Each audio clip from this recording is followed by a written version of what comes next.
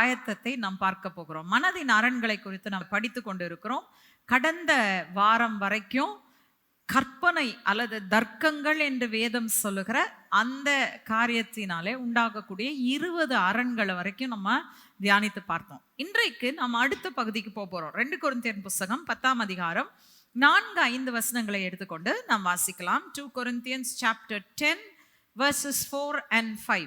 எங்களுடைய போராயுதங்கள் மாம்சத்துக்கு ஏற்றவைகளாயிராமல் அரண்களை நிர்மூலமாக்குகிறதற்கு தேவ பலம் உள்ளதாய் இருக்கிறது.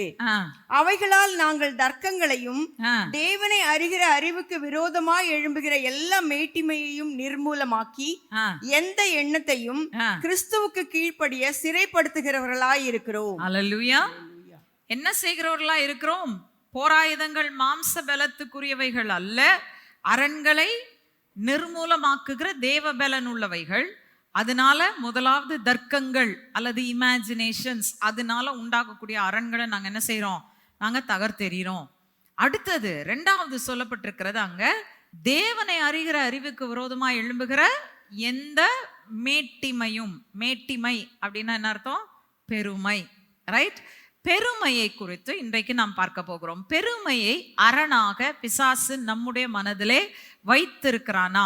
நம்ம எடுத்தோடனே நம்ம சொல்லலாம், ஐயோ நாங்கெல்லாம் பெருமைப்படுகிறதுக்கு என்ன இருக்குதுங்க, நாங்கெல்லாம் பெருமையே பட மாட்டோம் அப்படின்னு நீங்க சொல்லலாம். ஆனா நிறைய நேரத்துல அறியாம நம்ம மனசுக்குள்ள பல பெருமைகள், பல மேட்டிமைகள் இருப்பதற்கு வாய்ப்பு இருக்கிறது. இது எப்படி நம்ம ஆசீர்வாதத்துக்கு எடுக்குது?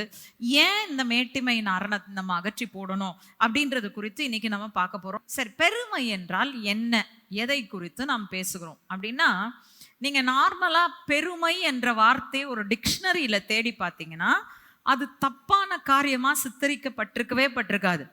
என்ன சொல்லியிருப்பான்னா, ஒரு மனிதன் அடைந்த வெற்றிகள் அல்லது அவன் சாதித்தவைகளை குறித்து அவனுக்கு உண்டாகும் ஒரு உணர்வு அப்படின்றதான் பெருமை என்று சொல்வார்கள். அதுல ஒன்றும் தப்பு இல்லையே அப்படின்னு தான் தோணும். ஆனா வேதாகமத்தின் அடிப்படையிலே பெருமை என்பது என்ன அர்த்தம் உள்ளது அப்படின்னு சொன்னா, அதுக்கு சிம்பிள் மீனிங் சொல்ல போனா, நான் கொடுக்க வேண்டிய அளவை விட அதிகமாய் என்னையே நான் உயர்த்தி கொள்வது, செல்ஃப் எக்ஸால்டேஷன். நம்ம வாழ்க்கையில யார் உயர்ந்திருக்க வேண்டும்? நான் உயர்த்தப்பட்டா கூட நான் அல்ல, எனக்குள் இருக்கிற கிறிஸ்து தான் உயர்ந்திருக்கணுமே தவிர நான் உயர்த்தப்படக்கூடாது. ரைட்? ஸோ முதல்ல செல்ஃப் எக்ஸால்டேஷன் பார்க்குறோம். அடுத்தது பார்த்தீங்கன்னா, ரொம்ப அளவுக்கு அதிகமாக என்னை குறித்தே நான் நினைப்பது. பவுல் என்ன சொல்றாரு? எண்ண வேண்டியதை மிஞ்சி ஒருத்தனும் தன்னை குறித்து என்ன செய்யக்கூடாது, என்ன கூடாதுன்றார். ஸோ அதை ப்ரைடு அப்படின்னு சொல்லி பைபிள் சொல்லு. அடுத்தது பார்த்தீங்கன்னா, அது என்ன பண்ணிரும் அப்படின்னு சொன்னா, அந்த ப்ரைட் அப்படின்றது வந்து arrogance. It will bring to arrogance. எப்படின்னா, நான் யாரை பத்தியும் சட்டையே பண்ண மாட்டேன், கவலையே பட மாட்டேன். அவன் என்ன சொன்னா எனக்கு என்ன, நான் பாட்டுக்கு போயிட்டே இருப்பேன், நான் செஞ்சுக்கிட்டே இருப்பேன், ஒருத்தனை என்னை ஒன்றும் செய்ய முடியாது அப்படின்னு சொல்றது அந்த அரகன்ஸ். அதுவும் ப்ரைட். அது பெருமையினால் உண்டாக்குற காரியம் அப்படின்னு சொல்லி நம்ம பார்க்குறோம். அதே போல இந்த பெருமை என்பதனுடைய சாராம்சமே பார்த்தீங்கன்னா, ரிபெல்லியன் அகெயின்ஸ்ட் காட், தேவனுக்கு விரோதமாய் கலகம் செய்தல் என்பதுதான் அதனுடைய அர்த்தம். ஸோ நம்ம இந்த பெருமையை உடையவர்களாய் இருப்போம் என்று சொன்னால், நம்ம சுயத்தையே சார்ந்து எனக்கு இருக்கிற திறனை மட்டும்தான் நான் வந்து கான்சென்ட்ரேட் பண்ணுவேனே தவிர, எனக்கு மேல ஒரு தேவன் இருக்கிறார், அவர்தான் என்னை எல்லாவற்றையும் செய்ய வைக்கிறவர் என்ற கம்ப்ளீட்டான அண்டர்ஸ்டாண்டிங் என் மைண்டை விட்டு என்ன செஞ்சிருது, விலகி போயிருது அப்படின்னு சொல்லி நம்ம பார்க்குறோம். இப்போ நம்ம பெருமை எதில் கொள்ளுகிறோம் அப்படின்னா, நமக்கு நிறைய இருக்கு. என்னுடைய எஜுகேஷன், நான் என்ன படிச்சிருக்கேன் தெரியுமா? இந்தியாவில் வந்து நீங்கள் சாதாரணமாக பிஏ முடிச்சு இல்லை 12th ஸ்டாண்டர்ட் முடிச்சு ஒரு வேலைக்கு போய் இருந்தீங்கன்னா உங்களை எவனும் மதிக்க மாட்டான். ஒரு டிகிரி, ஒரு போஸ்ட் கிராஜுவேட் டிகிரினா பெருசு, எம்ஃபில் படிச்சிட்டிங்கன்னா ஆஹா, டாக்டரேட் வாங்கிட்டீங்கன்னா அவ்வளோதான், நீங்கள் பெரிய ஆள் இல்லையா? இதான் இன்னைக்கு வந்து இருக்கிற நிலைமை. உலகத்துல நிறைய கண்ட்ரீஸ்ல பாத்தீங்கன்னா வெறும் 10வது 12வது படிச்சவெல்லாம் பெரிய ஆளா இருப்பான். நம்ம தேசத்துல அப்படி கிடையாது. நமக்கு இந்த எஜுகேஷனை குறித்த ஒரு பெருமை இருக்கு. அடுத்தது பாத்தீங்கன்னா அந்தஸ்து, சோஷியல் ஸ்டேட்டஸ். உனக்கு எவ்வளவு சொத்து இருக்கு, நீ எந்த பரம்பரையில இருந்து வந்திருக்கிற, உன் பின்னணி என்ன அப்படின்னு சொல்லி அதை கொண்டு பெருமை பாராட்டுகிறதை நாம் பார்க்கிறோம். அதே போல பாத்தீங்கன்னா, நமக்கு இருக்கிற வேலை, சொத்து, நான் சம்பாதிக்கிறது, இது எல்லாத்தை குறித்தும் பெருமைப்படுகிறோம். இதெல்லாம் கூட பரவாயில்ல, இதெல்லாம் மாம்சத்துக்கு அடுத்த பெருமைகள். ஆனா இன்னைக்கு சபைக்குள்ள ஆவிக்குரிய பெருமை இருக்கிறதையும் நாம் பார்க்கிறோம். எப்படி அப்படின்னு சொன்னா, எனக்கு இருக்கிற வரங்கள் வல்லமைகள் உனக்கு கிடையாது, நீ தாழ்வானவன், நான் மேன்மையானவன். ஆண்டவர் தெளிவா சொல்லிட்டாரு. சரீரம் ஒன்றுதான், அவயவங்கள் பலவற்றாய் இருக்கிறது. உங்க சரீரத்துல எதுங்க ரொம்ப முக்கியமான அவயவம் அப்படின்னு கேட்டா, நீங்க எந்த அவயவத்தை சொன்னாலும் இன்னொரு அவயவத்து இல்லாம இந்த அவயவம் வேஸ்ட் அப்படின்றத நம்ம எனக்கு கண்ணு தாங்க முக்கியம். சரி, உங்க கண்ணு இருக்கு, இருதயம் துடிக்கிறது நிறுத்திருச்சு, கண்ணு இருந்து என்ன பிரயோஜனம்? கரெக்டா? இல்ல, எனக்கு இருதயம் தான் முக்கியம், கண்ணு இல்லைன்னா பரவாயில்ல அப்படின்னு சொன்னா, இருதயம் துடிச்சுக்கிட்டே இருக்கு, பார்வை இல்லை, உங்களால நிறைய சாதிக்க முடியுமா? ஏதாச்சும் செய்ய முடியுமா? ஒன்றும் செய்ய முடியாது. Every organ of the body is important. நல்லா ஞாபகம் வச்சுக்கோங்க. நமக்கு ஒவ்வொருவருக்கும் தேவன் கொடுத்த ஒரு ஸ்தானம் என்பது சரீரத்துக்குள்ளாக இருக்கிறது. அதுதான் இன்னைக்கு காலையில் நான் சொன்னேன். ஆண்டவர் கடைசி காலத்துல கொடுக்கிற எச்சரிக்கை இதுதான். அவனுடைய ஸ்தானத்தை விட்டு அவனை நகர்த்தி தேவையில்லாத இடத்துல அவனை கொண்டு போய் வச்சு அவனை பலனற்றவனாய் மாற்றுறதுதான் சாத்தானுடைய தந்திரம். ஆனா நமக்கோ தேவன் சபைக்குள் ஒரு இடத்தை கொடுத்திருக்கிறார். இந்த பெருமைகள் இயற்கையான பெருமையா இருக்கலாம், உலகத்துக்கு அடுத்த பெருமையா இருக்கலாம், ஆவிக்குரிய பெருமையா இருக்கலாம். எந்த பெருமையா இருந்தாலும் பெருமை பாவம். ஹல்லேலூயா. பெருமை பாவம் அப்படின்னு சொல்லல, பெருமை பாவம். All pride is sin. எல்லா விதமான பெருமையும் பாவமாக தேவனுடைய பார்வையிலே கருதப்படுகிறது என்று சொல்லி நாம் பார்க்கிறோம். சரி, நல்லா ஞாபகம் வச்சுக்கோங்க. பெருமை தேவனுக்கு பக்கத்துல இருக்கிறவனை எந்த அளவுக்கு மாத்திருச்சு அப்படின்றத நீங்க சிந்திச்சு பார்த்தீங்கனாலே உங்களுக்கு புரியும் இது எவ்வளவு ஆபத்தானது. ஹல்லேலூயா. நீங்க ஞாபகம் வச்சுக்கோங்க, நீங்களும் நானும் கிறிஸ்து இயேசுவின் ரத்தத்தினாலே கழுவி சுத்திகரிக்கப்பட்டு குமாரனுடைய சாயலை உடையவர்களாய் மாற்றப்படுவதற்கு அழைக்கப்பட்டிருக்கிறோம் என்று சொன்னால் நமக்குள் பெருமைக்கு இடமே இருக்க கூடாது. ஏன் பெருமை கொள்ளக்கூடாது? 3 ரீசன்ஸை நான் உங்களுக்கு கொடுக்க போறேன். முதல் காரணம் ஏற்கனவே நம்ம வாசித்த 2 கொரிந்தியரின் புஸ்தகம் 10ஆம் அதிகாரம் 5ஆம் வசனத்துல இருக்குது. அங்க வசனம் சொல்லுகிறது, அதை வாசிக்கும் போதே ரொம்ப அழகா சொல்றாரு. என்ன சொல்றாரு? தேவனை அறிகிற அறிவுக்கு விரோதமாய் எழும்புகிற மேட்டிமை. அப்படின்னா என்ன அர்த்தம்? மேட்டிமை, பெருமை உங்கள் வாழ்க்கையில இருந்தால் என்ன நடக்குமாம்? நீங்கள் தேவனை அறிய வேண்டிய விதத்துல என்ன செய்ய முடியாது? அறிந்து கொள்ள முடியாது. உங்க மைண்ட்ல எவ்வளவுதான் நீங்க பெரிய ஞானியா இருந்தாலும் யூ cannot know God. இப்போ நோயிங் காட், தேவனை அறிவது என்று சொல்லும் போது என் அறிவாற்றலினாலே, என் இன்டெலெக்ட்னால நான் தேவனை அறியறது குறித்து நம்ம இங்க பேசவே இல்லை. என்னுடைய பெருமை என்ன பண்ணிருச்சுன்னா, நடுவுல நான் தேவனை எப்படி அறிய வேண்டுமோ அப்படி அறிந்து கொள்ள முடியாதபடிக்கு என்ன பண்ணிருச்சு? என் கண்களை மறைச்சிருச்சு, என் அறிவாற்றலை தடை பண்ணிருச்சு. உண்மையிலே நான் தேவனை அறிய வேண்டிய விதத்துல நான் அறிந்து கொள்ள முடியல. 2வது காரணம் ஏன் பெருமை இருக்கக்கூடாது, இந்த ஆயுதத்தை பயன்படுத்தி தான் நம்மளை அழிக்கவே செய்யறான் பிசாசு. வாசிங்களேன், நீதிமொழிகள் 16ஆம் அதிகாரம் 18ஆம் வசனம். அழிவுக்கு முன்னானது அகந்தை, விழுதலுக்கு முன்னானது மனமேட்டிமை. ஓகே, பெருமை வந்துருச்சு அப்படின்னு சொன்னா யாரும் நம்மளை அழிக்க தேவையில்ல. என் பெருமையே என்னுடைய அழிவுக்கு முதலான ஸ்டெப் அப்படின்றத நான் புரிஞ்சுக்கணும். முதலாவது தேவனை அறிய முடியாது, 2வது இது என்ன செஞ்சிரும்? என்னை அழிச்சிரும். 3வதாக யாக்கோபு இதற்கு ஆப்போசிட்டா என்ன இருக்கு அப்படின்றத காட்டி அங்க ஆவிக்குரிய ரீதியில இது என்ன செய்த அப்படின்றத ரொம்ப அழகா நமக்கு காட்டுறாரு. யாக்கோபு 4ஆம் அதிகாரம் 6ஆம் வசனம். அவர் அதிகமான கிருபையை அளிக்கிறாரே, ஆதலால் தேவன் பெருமை உள்ளவர்களுக்கு எதிர்த்து நிற்கிறார், தாழ்மை உள்ளவர்களுக்கோ கிருபை அளிக்கிறார் என்று சொல்லி இருக்கிறது. ஓகே, நல்லா கவனிங்க. நான் சொன்னேன், முதலாவது நீங்க தேவனை அறிய வேண்டிய விதத்துல அறிய முடியாது, 2வதாக அழிவை கொண்டு வந்து விடுவீர்கள், 3வதாக பார்த்தால் உங்களுக்கு நண்பராய் இருக்க வேண்டியவர் உங்களுக்கு சத்ருவாக நீங்களே மாற்றிக்கொள்ளுகிறீர்கள். எத்தனை பேருக்கு புரிஞ்சது? என்ன சொல்லுதாங்க? தாழ்மை உள்ளவர்களுக்கு தேவன் கிருபை அளிக்கிறார். எவ்வளவு கிருபை கொடுக்கிறார்? அதிகமான கிருபை அளிக்கிறாராம். ஆனால் பெருமை உள்ளவனுக்கோ தேவன் என்ன செய்கிறார்? எதிர்த்து நிற்கிறார், சத்ருவாய் நிற்கிறார். தேவன் எதிர்த்து நின்றா உங்க வாழ்க்கையில எந்த காரியத்தையும் சாதிக்க முடியுமா? முடியாதா? சத்தியமா முடியாது. அல்லேலூயா. நிச்சயமா முடியவே முடியாது. You cannot do a single thing if God stands against you. நீங்க நம்ம அதுதாங்க உணர்ந்துக்கணும். ஆண்டவரே எனக்குள்ள அது வேணவே வேணாம்ப்பா, ஏன்னா உலகமே எனக்கு எதிர்த்து நின்றாலும் நீங்க என்னோடு நின்னா போதும். அந்த உலகம் அனைத்து என்னோட நிக்கிறத விட நீங்க என் கூட நிக்கிறது தான் எனக்கு மிகுந்த பலனா இருக்கும். நீர் இருந்தால் போதும். நீங்க யோசிச்சு பாருங்க, கிருபை இன்னைக்கு உங்க வாழ்க்கையில வந்துருச்சுன்னா உங்க வாழ்க்கை எப்படிங்க இருக்கும்? கிருபை உங்க வாழ்க்கையில செயலாற்றி கொண்டிருந்தால் உங்கள் வாழ்க்கை எப்படி இருக்கும்? யூஸ்லெஸ் வாழ்க்கை, தோல்வி அடைஞ்ச வாழ்க்கை, எந்த முன்னேற்றத்தையும் காணல என் வாழ்க்கை, அப்படி இருக்குமா உங்க வாழ்க்கை? கிருபை இருந்தால் எப்படி இருக்கும்? தோல்வியின் சூழ்நிலைகள்னாலும் அந்த சூழ்நிலையிலும் வெற்றி தான் நான் பார்க்கிறேன். ஒண்ணும் இல்லாத வனாந்திரமா இருந்தாலும் அங்கள் தண்ணீர் தடாகத்தை நான் பார்க்கிறேன். என் சூழ்நிலைகள் எல்லாம் வறண்டு இருந்தாலும் அந்த கிருபை என்னை செழிக்க செய்கிறதா இருக்கிறது. அல்லேலூயா. புரிஞ்சுக்கிட்டீங்களா? பெருமை இருந்ததுன்னா இது வராது. அந்த பெருமையை உடைச்சு போட்டாண்டவர், எனக்கு எந்த பெருமையும் கிடையாது, நான் வெறும் உங்களை மட்டும் சார்ந்து இருக்கிறேன், நீங்க சொல்றத செய்யறேன், உமக்கு பிரியமானதை செய்ய எனக்கு கற்றுத்தாரும் தேவனேன்னு சொல்லிட்டீங்கன்னா அளவற்ற கிருபையை கொடுக்கிறார். அங்க சொல்றாரு, ரொம்ப அழகா சொல்றாரு, அதிகமான கிருபையை அழிக்கிறாரு. நீங்க தாழ்த்துறீங்க, கிருபையை கொடுக்கிறாரு. அந்த கிருபையை பெற்றுக்கொள்ள பெற்றுக்கொள்ள நீங்க பெருகி கொண்டே போறீங்க. ஹல்லேலூயா. பெருக பெருக தயவு செய்து இங்க பெருக விட்டுறாதீங்க. கிருபையை பெருக்கி கொள்ளுங்க, பெருமையை பெருக்கி கொள்ளாதீங்க. தாழ்மை உள்ளவனை தேவனே ப்ரமோட் பண்றாருங்க. இன்னைக்கு உலகத்துல ரொம்ப சேட் ஸ்டோரி என்ன தெரியுமா? மனுஷர் தங்களையே ப்ரமோட் பண்ண நினைக்கிறாங்க. People want self promotion. நான் ப்ரமோட் பண்ணணும், என்னையே நான் ப்ரமோட் பண்ணிக்கணும், நான் யாருன்னு உலகத்துக்கு காட்டணும்.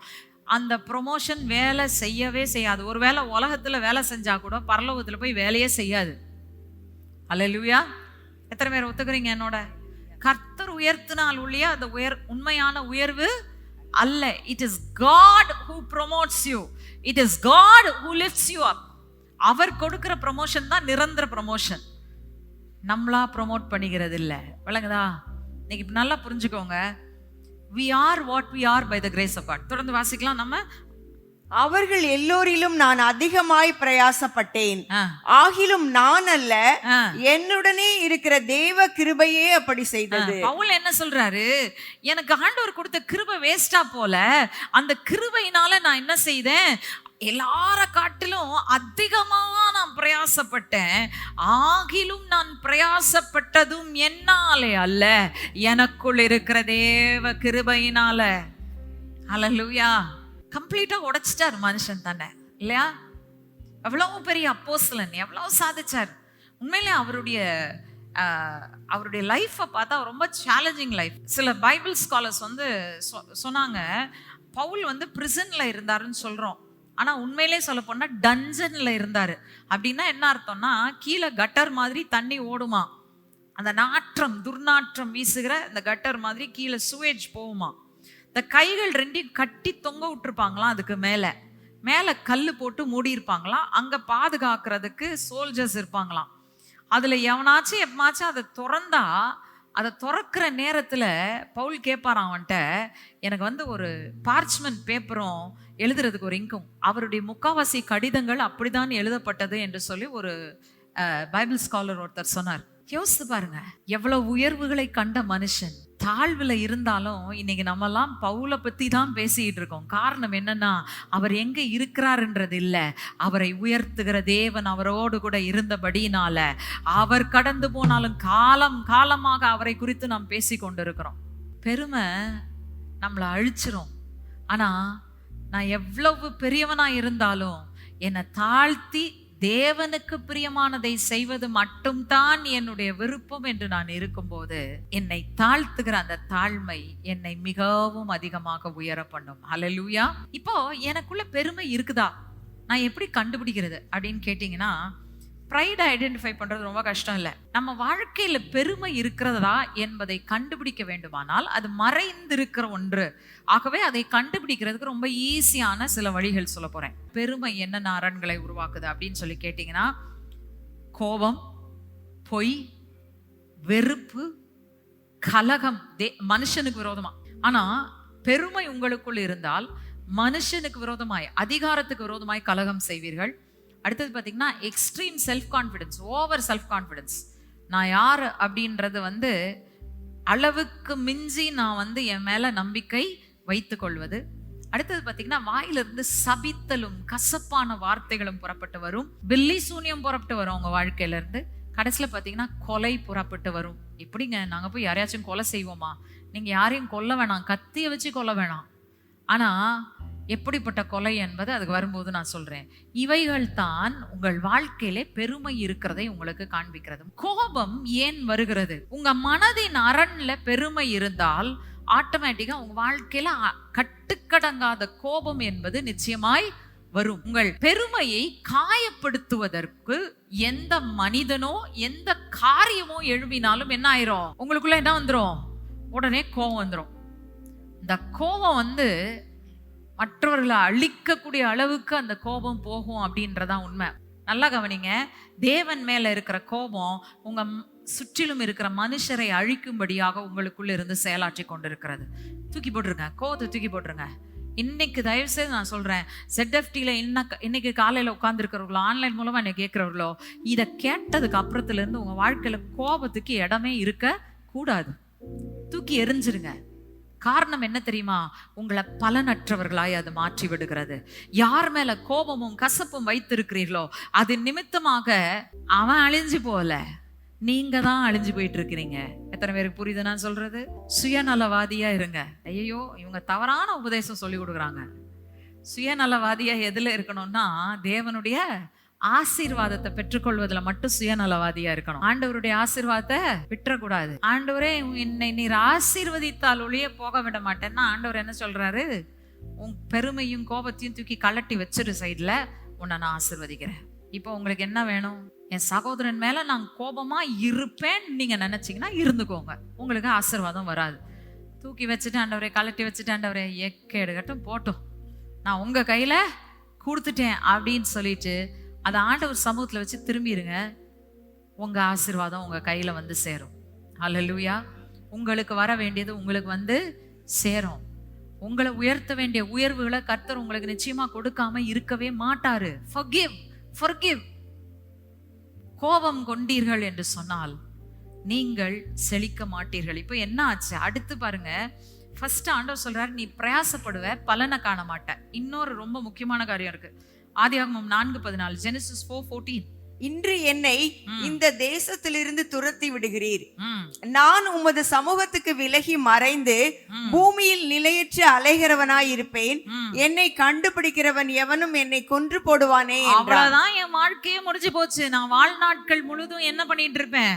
ஓடுறவனாவே இருப்பேன். ஏன்னா எங்க போனாலும் எவன் என்னை கண்டாலும் தேவ சாபம் என் மேல இருக்கிறதுனால என்னை கொலை செய்ய பார்ப்பான். நான் இப்போ ஓடிக்கிட்டே இருக்கணும். என் ஜீவனை காப்பாத்துறதுக்கு நான் என்ன செய்யணும்? ஓடிக்கிட்டே இருக்கணும். அது இல்லைங்க பெரிய பிரச்சனைங்க. காயின் ஒரு வார்த்தை சொல்றாரு பாருங்க. என்ன சொல்றாரு? 2வது சென்டென்ஸ் அது சொல்றது பாருங்களேன். நான் உமது சமூகத்துக்கு விலகி மறைந்து. அப்படின்னா என்ன அர்த்தம்னா, இனிமேல உம்முடைய சமூகத்துல என்ன செய்ய முடியாது? உம்முடைய முகத்தை நோக்கி பார்க்க முடியாது. ஏன் நோக்கி பார்க்க முடியாது? எனக்குள்ள கோபமும் பெருமையும் இருக்கிறபடியினால் என் சகோதரனை கொன்று விட்டேன். இன்னமும் என்னை விட்டு அந்த கோபமும் பெருமையும் போகல. நம்முடைய சமூகத்துல நிலை நிற்க முடியாது. புரிஞ்சுக்கிட்டீங்களா?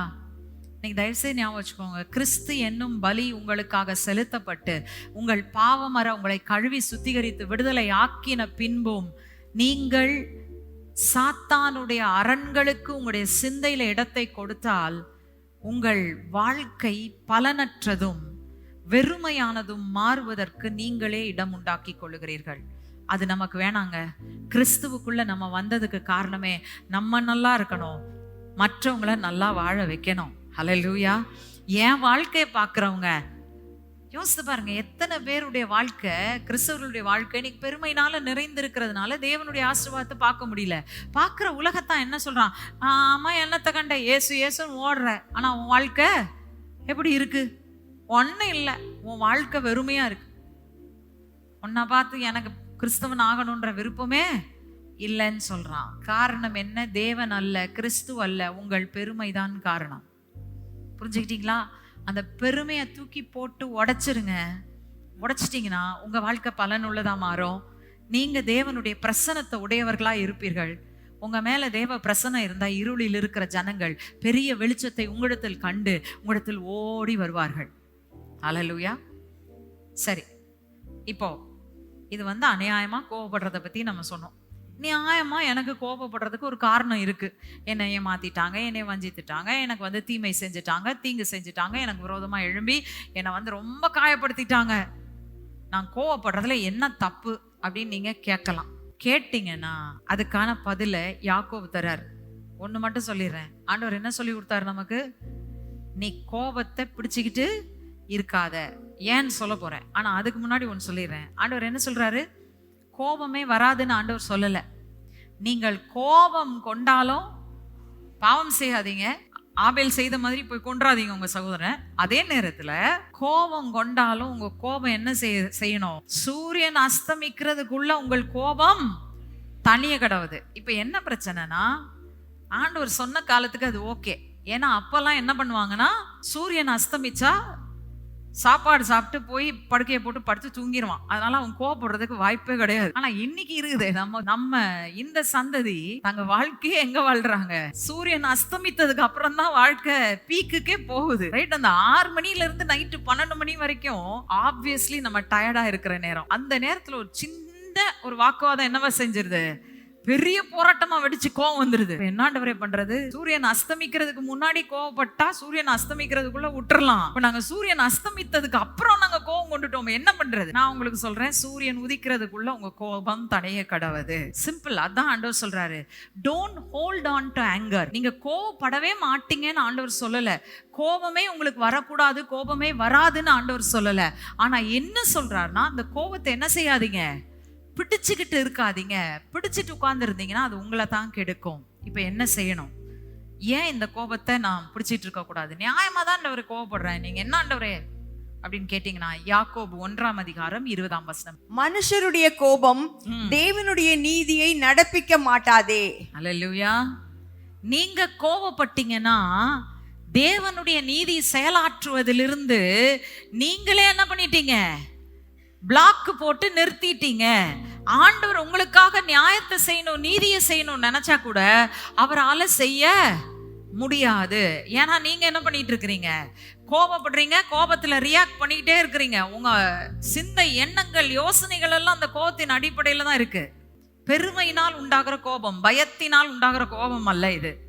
நம்ம மனதின் அரண்களை பார்த்தப்போ நான் இமேஜின் பண்ணி பயப்படுறதும் கோபப்படுறதையும் பத்தி நம்ம பார்த்தோம். ஆனா இது பெருமை என்னும் அரண் என் மனதுக்குள் இருக்கிறதுனால வர்ற கோபம்.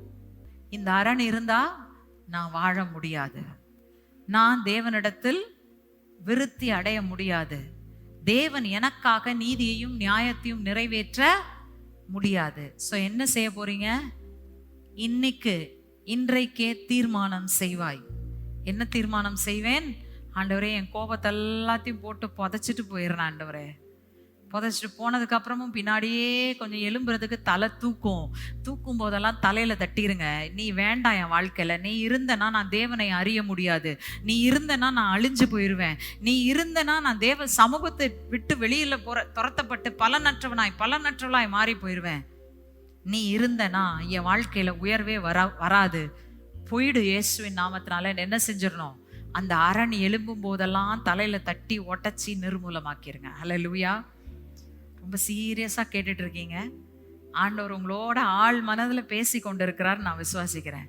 இன்னைக்கு எழுந்து நிற்போமா ஆண்டவருடைய சமூகத்துல? அந்த அரணை தகர்த்து போட்டுருவோமா? ஆண்டவரே, இந்த கோபங்கள், வைராக்கியங்கள், எங்களுக்குள் இருக்கிற இப்படிப்பட்ட தேவனுக்கு பிரியமில்லாத அரண்கள், அந்த பெருமையினால் எழும்புகிற எல்லா அரணையும் இயேசு கிறிஸ்துவின் நாமத்தினால நான் நிர்மூலமாக்கி போடுறேன் ஆண்டவரே. சரண்டர் பண்றேன் ஆண்டவரே, உங்க சமூகத்துல சரண்டர் பண்றேன் ஆண்டவரே. நான் யாரா இருக்கிறேனோ உம்முடைய கிருபையினாலே நான் இருக்கிறேன். I am what I am by your grace, O Lord. வேறு எதுவும் அல்ல ஆண்டவரே, உம் கிருபை மாத்திரமே என்று சொல்லி கரத்தை உயர்த்தி நம்ம ஆண்டவருடைய சமூகத்துல ஒப்பு கொடுப்போமா? Thank you Jesus, thank you Lord. Thank you father. உங்க கிருபை வேண்டுமே, உங்க கிருபை போதுமே, உங்க கிருபை இல்லதா நான் ஒன்றும் இல்லையே. உங்க கிருபை வேண்டுமே, உங்க கிருபை போதுமே, உங்க கிருபை இல்லதா நான் ஒன்றும் இல்லையே. இயேசுவே, நான் என்று சொல்ல எனக்கொன்றும் இல்லை, திறமன்னு சொல்ல என்னிடம் எதுவும் இல்லை. நான் என்று சொல்ல எனக்கொன்றும் இல்லை, திறமன்னு சொல்ல என்னிடம் எதுவும் இல்லை. தகுதியில்லா என்னை உயர்த்தினது உங்க கிருபை, உங்க கிருபை இல்லைனா நானும் இல்லை.